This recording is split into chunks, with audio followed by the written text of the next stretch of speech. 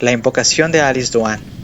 En una apacible tarde de junio, tuve la buena suerte de pasear en compañía de dos damas jóvenes. Puesto que dejaron liberada, a mi criterio, la elección de la ruta, no las llevé ni a Legis Hill, ni a Cold Spring, ni a las agrestes playas y las antiguas baterías del Neck, ni tampoco a Paradise, aunque si este último lugar ha sido correctamente bautizado, mis bellas amigas se habrían encontrado muy cómodas en él.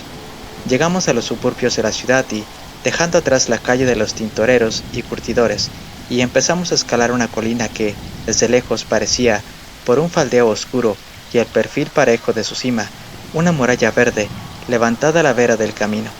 Era menos empinada de lo que su aspecto presagiaba. La colina formaba parte de una vasta extensión de tierras de pastoreo y estaba atravesada en varias direcciones por los senderos abiertos por el ganado vacuno, pero, aunque parezca extraño, si bien toda la ladera y la cima eran de un color verde peculiarmente intenso, mirando desde la base hacia arriba casi no se veía una brizna de hierba. Este verdor engañoso era el producto de un abundante cultivo de woodwax que ostentaba el mismo tono verde oscuro y lustroso a lo largo de todo el verano, excepto durante un breve periodo en que se cubre profusamente de flores amarillas. En esa estación, la colina se le aparece al espectador distante, totalmente cubierta de oro, o bañada por el esplendor del sol, aún bajo un cielo nublado. Pero el caminante curioso que marcha por la colina descubre que la totalidad del pasto y todo aquello capaz de nutrir a los hombres o a las bestias ha sido aniquilado por este yuyo vil e indestructible. Sus raíces penachudas se adueñan de la tierra y no permiten que ninguna otra planta prospere entre ellas, de modo que podría decirse que una maldición física ha devastado el lugar, donde la culpa y el fanatismo consumaron la escena más execrable que nuestra historia se abochorna de registrar, porque este era el campo donde la superstición había obtenido su victoria más tenebrosa, el altar donde nuestros padres levantaron su vergüenza ante la dolorida mirada de generaciones remotas. El polvo de los mártires estaba debajo de nuestros pies. Nos hallábamos en Gallows Hill. Por mi parte, he experimentado a menudo la influencia histórica del lugar, pero es notable que sean tan pocos los que vienen en peregrinación a esta famosa colina. Son muchos los que pasan sus vidas casi junto a su base, sin escuchar jamás la convocatoria del sombrío pasado, que los invita a subir a la cima. Hasta hace 1 o 2 años, este fragmento de nuestra historia había sido muy mal descrito, y puesto que el nuestro no es un pueblo que vive de leyendas o tradiciones, no todos los habitantes de nuestra antigua ciudad podían citar, ni siquiera con medio siglo de aproximación, aunque solo fuese la fecha del delirio de la brujería. Por cierto, recientemente, un historiador ha tratado el tema en una forma que hará perdurar su nombre, en la conexión solo deseable con los errores de nuestros antepasados, al convertir la colina de su oprobio en un honorable monumento a su propia erudición anticuaria y a esa sabia prudencia que extrae la moraleja al tiempo que relata la anécdota. Pero el nuestro es un pueblo del presente, y no nos interesamos mayormente por el pasado. Cada 5 de noviembre, en conmemoración de algo que ignoran o, mejor dicho, sin una idea que vaya más allá de la quemazón momentánea, los jóvenes atemorizan a la ciudad con las hogueras sobre esta atormentada colina, pero jamás sueñan con rendir honras fúnebres para aquellos que murieron tan injustamente y, sin ataúd ni oración, fueron sepultados allí. Sin embargo, con susceptibilidad femenina, mis compañeros se contagiaron de todas las asociaciones melancólicas de la escena, pero estos difícilmente pueden superar la alegría exuberante de sus espíritus juveniles. Sus emociones iban y venían con rápida inconstancia y a veces se combinaban para formar una excitación peculiar y deliciosa, iluminada por el júbilo, hasta convertir la tristeza en un baño de alegría, un arco iris espiritual. Mi propio amor, más sombrío, fue matizándose de muestras de regocijo con otras de dolor. Marchábamos entre los yuyos enmarañados y casi esperábamos que nuestros pies se hundieran en el hueco de la tumba de una bruja. Estos vestigios eran descubiertos en épocas que aún se recuerdan, pero ahora han desaparecido y junto con ellos se han perdido, pienso, todos los indicios que identificaban el lugar exacto de las ejecuciones. Sobre el extenso y ancho lomo del promontorio no hay ninguna elevación muy destacada, ni otras marcas notables, como no sean los troncos descompuestos de 2 árboles, muy próximos el uno al otro, y aquí y allá la sustancia rocosa de la colina, que aflora justo por encima de las malezas. Pocos paisajes hay de ciudades y aldeas, bosques y praderas cultivadas, campanarios y capitales de condado, como el que contemplábamos desde ese infortunado lugar. Ninguna plaga había caído sobre la vieja Essex, todo era prosperidad y riqueza, sanamente distribuidas. Frente a nosotros se levantaba nuestra ciudad natal, que se extendía desde el pie de la colina hasta el puerto, lisa como un tablero de ajedrez, y circundada por dos brazos de mar, cubriendo toda la península con una bigarrada concentración de techos de madera, entre los que se destacaba más de un campanario, y se abrían en frecuentes manchas verdes donde árboles proyectaban su sombra desde troncos invisibles. Más allá estaban la bahía y sus islas, prácticamente los únicos lugares donde el tiempo y la mano del hombre no habían introducido cambios, en una comarca que no se destacaba por tener rasgos naturales llamativos. Mientras reteníamos estas porciones de la escena, y también la gloria apacible, la tierna penumbra del sol poniéndose, arrojamos con la fantasía un velo del espeso bosque de profundidad sobre la región, e imaginamos unas pocas aldeas diseminadas, y esta vieja ciudad también como una misma aldea, como cuando el príncipe de los infiernos desplegaba allí su poder. La idea que así obtenemos de su antiguo aspecto, de sus extraños, de sus pintorescos edificios muy alejados entre sí, con techos puntiagudos y salientes, y su única iglesia que elevaba un alto campanario en el centro. En síntesis, la visión de la ciudad en 1692 sirva para introducir una prodigiosa historia de aquellos viejos tiempos. Yo había llevado el manuscrito en el bolsillo.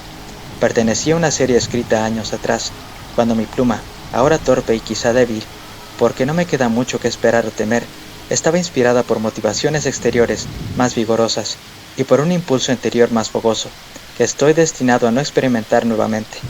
3 o 4 de estas historias habían aparecido en el token, después de mucho tiempo y varias aventuras, pero no me proporcionaron una inquietante notoriedad, ni siquiera en mi ciudad natal. Gran parte de ellas alcanzaron un destino más luminoso, habían servido de alimento a las llamas. Ideas concebidas para deleitar al mundo y perdurar durante siglos habían perecido en un momento, sin conmover más corazones que el mío propio. El relato que presentaré a continuación, y otro, sucedió que cayeron en manos más generosas y en consecuencia se salvaron de la destrucción sin que vieran méritos conspicuos. Las damas, en consideración a que nunca las había obligado a soportar mis obras por medio que no fueran los únicos legítimos, es decir, publicadas, consintieron en escuchar la lectura. Las hice sentar sobre una roca cubierta de musgo, cerca del lugar donde preferimos creer que se levantó el árbol de la muerte. Después de un breve titubeo, provocado por el temor de renovar mis lazos con fantasías que habían perdido su encanto en el constante fluir de la mente, inicié la narración, que se inauguraba tétricamente con el descubrimiento de un asesinato. Han transcurrido 100 años, y casi la mitad de otro lapso igual, desde que hallaron el cadáver de un hombre asesinado, a una distancia de aproximadamente 3 millas, sobre el viejo camino a Boston. Yacía en un lugar solitario, sobre la orilla de un pequeño lago, que el crudo frío de diciembre había cubierto con una lámina de hielo.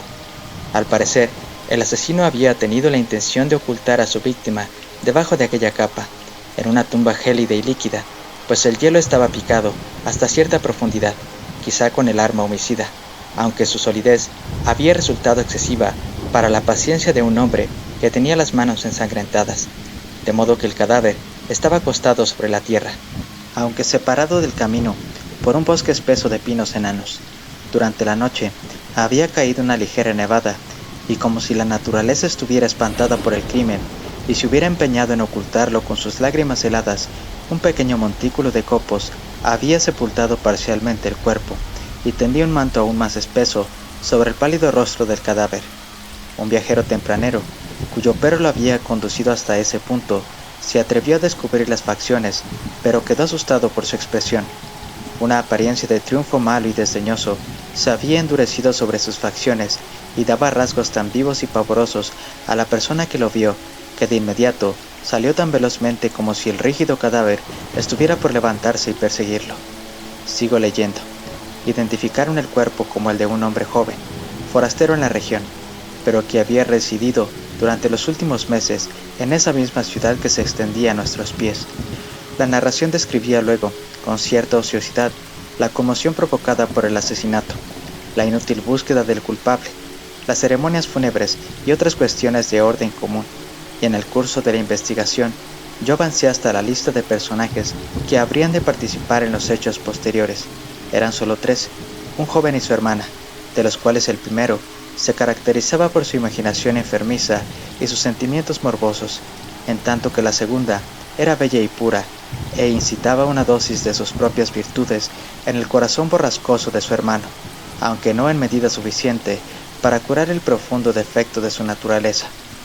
La tercera persona fue un mago, un hombre pequeño gris, marchito, dotado de un ingenio diabólico para tramar la infamia y de un poder maléfico y sobrehumano para ejecutarlo, pero tan inepto como un cretino y más débil que un niño cuando se trataba de las obras más nobles. La escena central de la historia consistía en una entrevista celebrada entre este miserable y Leonard Dwan, en la choza del hechicero, situada al pie de una cadena rocosa a alguna distancia de la ciudad. Se hallaban sentados junto a las brasas, mientras una tempestad de viento invernal azotaba el techo. El joven se refería a los estrechos lazos que lo unían con Alice, al santo fervor que había impregnado su afecto a partir de la infancia, a su sentimiento de que ambos se bastaban para satisfacer sus recíprocos anhelos, pues eran los únicos de su estirpe que se habían salvado de la muerte durante un ataque nocturno de los indios. Explicó que había descubierto o sospechaba una simpatía secreta entre su hermana y Walter Brown, y contó cómo lo enajenaba una crisis de celos destemplados. En el pasaje siguiente, yo proyectaba una luz tenue sobre el enigma de la historia. Hurgando, proseguía Leonard, en el pecho de Walter Brown, descubrí finalmente una razón por la que inevitablemente Alice debía amarlo, pues él era, ni más ni menos, mi contraparte. Comparé su mente con la mía, por fracciones individuales y también en conjunto. Encontré una analogía que me repelió con una sensación de náuseas y de aversión y de horror, como si mis propias facciones hubieran aparecido y me hubieran enfrentado en un lugar solitario, o me hubieran observado mientras forcejeaba en medio de una muchedumbre. Más aún, los mismísimos pensamientos brotaban a menudo de nuestros labios en idénticas palabras, probando que entre nuestras almas secretas existía una abominable similitud. Su educación, en verdad, obtenida en las ciudades del viejo mundo, y la mía, asimilada en la inculta campaña, habían engendrado apenas una diferencia superficial. Además, una vida temeraria e indisciplinada había robustecido y destacado su carácter informe, en tanto que la dulce y santa naturaleza de Alice había temperado y purificado el mío. Pero mi alma había tenido conciencia del germen de todas las pasiones hondas y feroces, y de las múltiples gamas de perversidad que por azar habían alcanzado en él plena sazón. Tampoco negaré que en aquel maldito yo hallaba la flor agostada de todas las virtudes que, gracias a un cultivo más feliz, habían fructificado en mí. Ahora bien, era este un hombre que Alice podría amar con toda la vehemencia del afecto fraterno, sumado a la pasión impura que por sí sola embarga todo el corazón. El forastero recibiría más amor que el que yo había cosechado de las muchas tumbas de nuestra familia, y yo me sentiría desolado. Leonard Dwan continuó describiendo el odio insano que había inflamado su pecho hasta colmarlo de un fuego infernal. Parecía en verdad que sus celos estaban justificados en la medida en que Walter Brown había buscado realmente el amor de Alice, quien a su vez había dejado traslucir un interés indefinible pero poderoso por el joven desconocido. Este último, no obstante, su pasión por Alice parecía retribuir la enconada antipatía de su hermano. La similitud de sus caracteres los transformaba en poseedores conjuntos de una naturaleza individual que no se convertiría en patrimonio cabal de uno de ellos sin la previa desaparición del otro. Por fin quiso la suerte que se encontraran en un camino solitario, ambos con el mismo demonio en sus respectivos pechos. Mientras Leonard hablaba, el hechicero permanecía sentado escuchando lo que ya sabía, aunque con muestras de complacido interés que se manifestaban en forma de muecas fugaces que cruzaban por sus facciones inertes, de espantosas sonrisas y de comentarios dispersos que llenaban misteriosamente algún vacío de la narración. Pero cuando el joven le contó cómo Walter Brown lo había asusado con pruebas indudables de la deshonra de Alice y, antes de que la mueca triunfante del otro tuviera tiempo de borrarse de su cara, ya lo había matado. El hechicero rió francamente. Leonard se sobresaltó, pero en ese preciso instante Una ráfaga de viento se coló por la chimenea y se transformó en algo muy parecido a la risa lenta, monótona que lo había interrumpido. Me engañé, pensó, y prosiguió su siniestra narración. Di a los diablos su alma maldita, y comprendí que estaba muerto, porque mi espíritu brincó como si se hubiera zafado de una cadena, dejándome en libertad. Pero el estallido de exultante certidumbre no tardó en disiparse, y lo sucedió un letargo en mi cerebro y una turbiedad ante mis ojos, con la sensación de alguien que se debate en un sueño. Por lo tanto, me incliné sobre el cadáver de Walter Brome, escrutando su rostro y esforzándome para que mi alma se regocijara con la idea de que él yacía realmente muerto ante mí. No sé cuánto tiempo permanecí en esa posición, ni cómo se originó la visión, pero me pareció que los años irrevocables, transcurridos desde la infancia, se habían revertido, y se desplegó con toda su primitiva nitidez una escena que durante mucho tiempo había flotado en mi mente, confusa y desarticulada. Me vi como un niño lloroso, parado junto a la chimenea de mi padre, la chimenea fría y ensangrentada, donde mi padre yacía muerto. Oí el planido infantil de Alice, y mi propio llanto se elevó junto con el de ella, mientras contemplábamos el rostro de nuestro progenitor, crispado por la lucha y contorsionado por el dolor, un rostro del cual había desaparecido su espíritu. Mientras observaba, silbó un viento frío que agitó los cabellos de mi padre. Inmediatamente volví a encontrarme en el camino solitario, y ya no era niño inocente, pero sí un hombre de sangre, de quien eran las lágrimas que se caían en rápida sucesión sobre la cara de su enemigo muerto. Pero la alucinación no se había desvanecido por completo. Ese rostro se parecía aún al de mi padre, y puesto que la mirada fija me encogió el ánimo, lo cargué hasta el lago donde lo había sepultado. Pero antes de que pudiera cavar su tumba, oí la voz de dos viajeros y huí. Tal fue la horrible confesión de Leonard Owen. Y ahora, torturado por la idea de la deshonra de su hermana, aunque cediendo a veces a la convicción de su pureza, dolido por remordimiento que le producía la muerte de Walter Brome y estremecido por la imagen más profunda de algún que otro crimen indescriptible, perpetrado, según imaginaba, en la locura o en un sueño, animado por oscuros impulsos, como si un demonio le estuviera insinuando que atentara contra la vida de Alice. Había recurrido a esa entrevista con el hechicero, quien, en determinadas condiciones, no tenía poderes para negarse a ayudar a desentrañar el misterio. La luna brillaba en las alturas, el firmamento azul parecía fulgurar con un resplandor propio, las estrellas mayores ardían en sus esferas, las luces septentrionales proyectaban sus misteriosos destellos mucho más allá del horizonte. Las nubes escasas y pequeñas que flotaban en las alturas estaban cargadas de destellos, pero no obstante su vasta gama de luminosidades, el cielo no refulgía tanto como la tierra. La lluvia de la noche precedente te había congelado al caer y, mediante esta simple magia, había forjado maravillas. Los árboles estaban engalanados con diamantes y gemas multicolores. Las casas estaban recamadas en plata y las calles parecían pavimentadas con un resbaloso brillo. Una belleza glacial se extendía sobre todas las imágenes familiares, desde la chimenea de la cabaña hasta el campanario de la iglesia, y destellaba hacia el cielo. Este mundo viviente, en el que nos sentamos junto a nuestras chimeneas o marchamos a encontrarnos con seres como nosotros, parecía más exactamente el producto de un poder mágico, dotado de tanta semejanza con los objetos conocidos que cualquiera se habría estremecido al ver la fantasmal silueta de su vieja y querida morada, y la sombra de un árbol espectral frente a su puerta. La gente forzaba la vista para descubrir los habitantes ideales para semejante ciudad, chisporroteando en sus indumentarias heladas, con los rasgos inmóviles y los ojos fríos y centelleantes, y sin más sensibilidad en sus corazones congelados que la imprescindible para temblar ante sus respectivas presencias.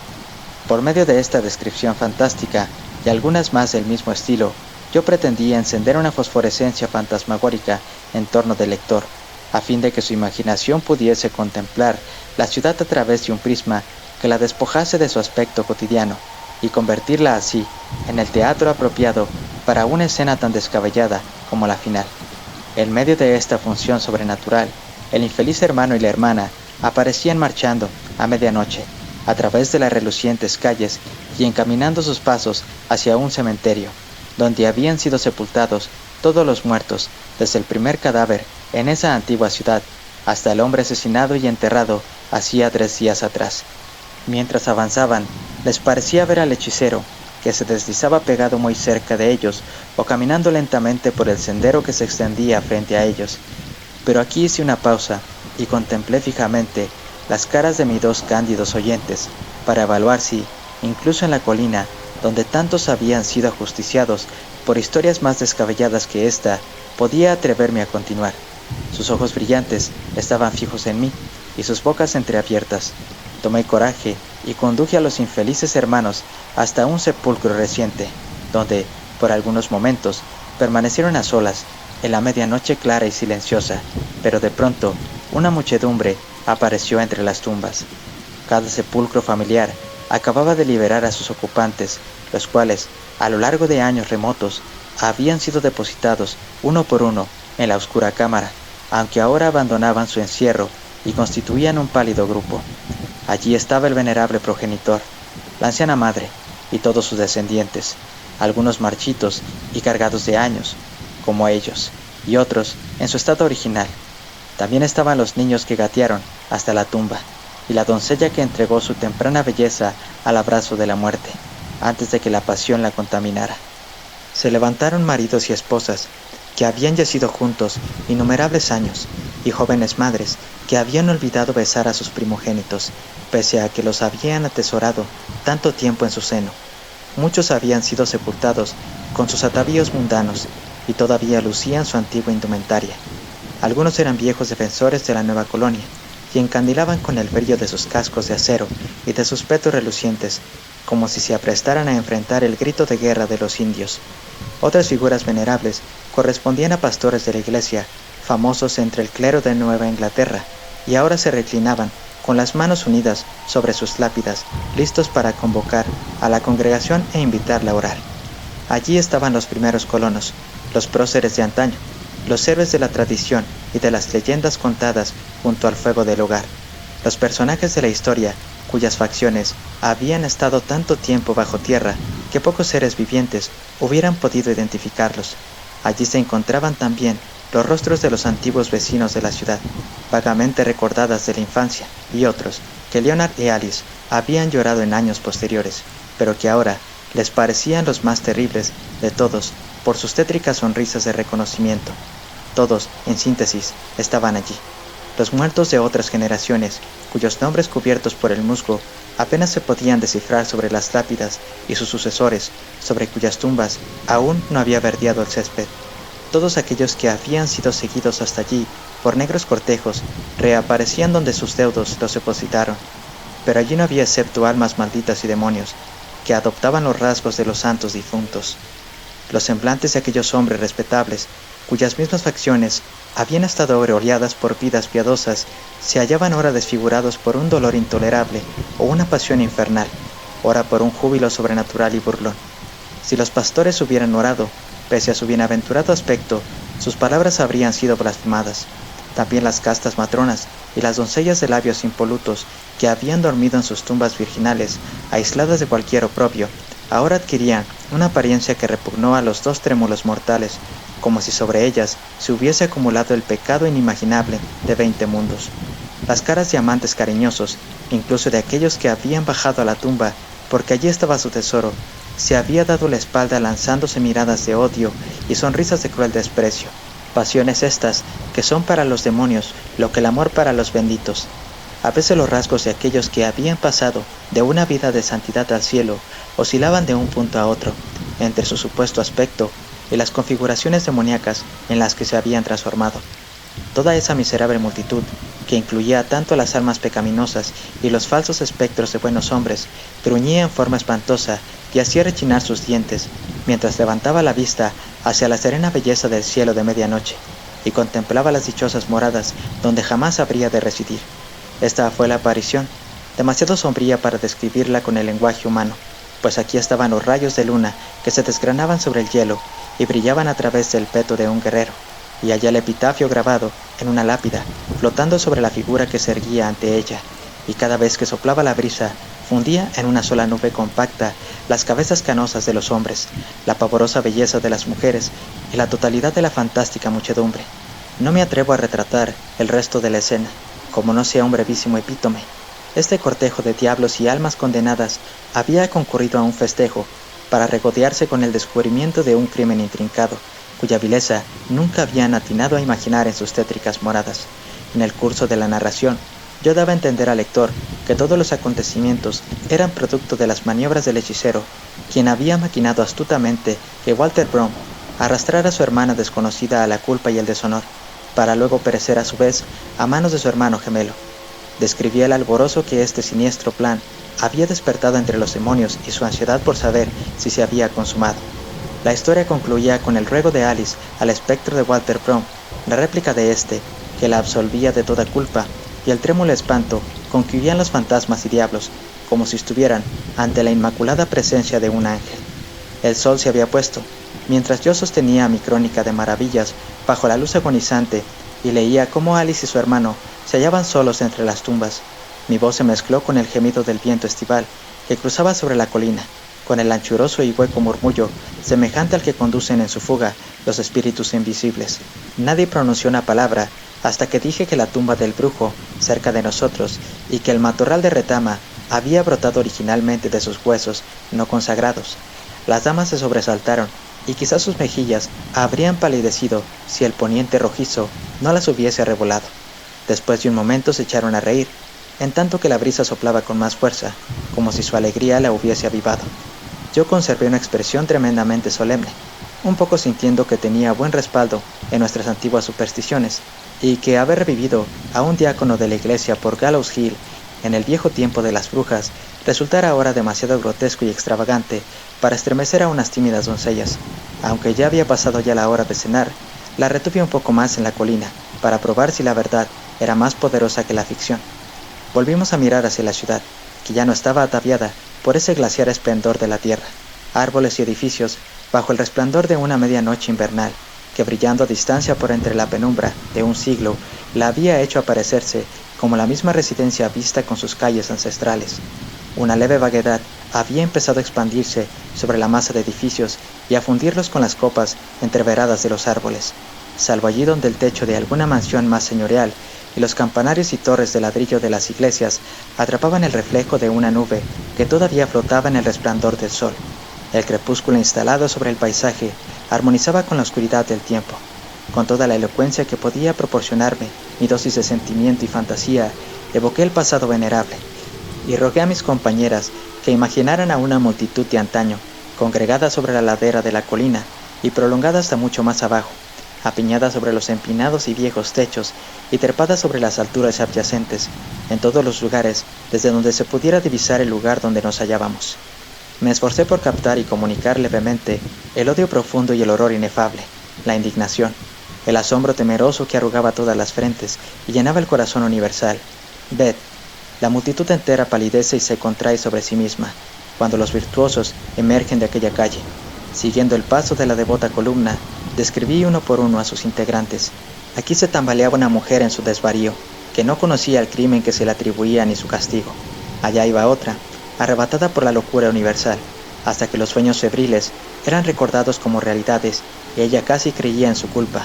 Un hombre, antaño orgulloso, se veía tan agobiado por el peso del odio intolerable acumulado sobre él, que parecía apresurar su marcha, ansioso por ocultarse en la fosa cavada precipitadamente al pie del patíbulo. Mientras desfilaban lentamente, una madre miraba hacia atrás y veía su apacible hogar. Luego desviaba los ojos en otra dirección y gemía para sus adentros, aunque con la más desconsolada angustia, pues halló a su hijo pequeño entre los acusadores. Miré el rostro de un pastor consagrado, que marchaba hacia la misma muerte. Sus labios desviciaron una oración, ninguna súplica egoísta por su propia suerte, sino que abarcaba también a sus compañeros de desgracia y a la multitud frenética. Levantó los ojos hacia el cielo y escaló la colina con paso ligero. Detrás de las víctimas avanzaban los atribulados, un grupo de individuos culpables y míseros villanos que se habían vengado por sí mismos de sus enemigos más canallas y por cuya cobardía había destruido a sus amigos, lunáticos cuyos desvaríos estaban acordes con la locura de la comarca, y niños que habían intervenido en un juego que los duendes de las tinieblas podrían haber envidiado. Envilecía toda una época y bañaba en sangre las manos de un pueblo. A la procesión siguió una figura a caballo, tan misteriosamente conspicua, tan cruelmente triunfante, que mis escuchas lo confundieron con la presencia viva del demonio mismo, pero no era más que su buen amigo, Cotton Mather, ufano de su bien ganada fama, como el representante de todos los rasgos infames de su época, el hombre sanguinario en quien fueron concentrados aquellos vicios del espíritu y errores de opinión que bastaban para provocar la demencia de la turba circundante, y así se desfilara a los inocentes que habrían de morir, y a los culpables que deberían envejecer por largo remordimiento, describiendo todos sus pasos, por las rocas, por las malezas y por la huella despareja, hasta que sus semblantes sombríos terminaron de rodear la cumbre de la colina donde nos encontrábamos. Precipité entonces mi imaginación en busca de un horror más tenebroso, de una pena más honda, y describí el patíbulo. Pero en ese momento, mis amigas me tomaron por ambos brazos, sus nervios vibraban, y, victoria más dulce aún, había podido yo llegar a rincones inexplorados de sus corazones y descubierto el manantial de sus lágrimas. Y el pasado ya había hecho todo lo que podía hacer. Descendimos lentamente, contemplando las luces a medida que éstas titilaban gradualmente a través de la ciudad, y escuchando la algarabía lejana de los niños entregados a sus juegos, y la voz de una muchacha que gorjeaba en la penumbra, agradable melodía para exploradores de la antigüedad poblada de brujas. Sin embargo, antes de alejarnos de la colina, no pudimos dejar de lamentar que sobre su cumbre desnuda no hubiera quedado nada, ninguna reliquia de antaño, ninguna piedra grabada de los días posteriores, para ayudar a la fantasía en su faena de conmover el corazón.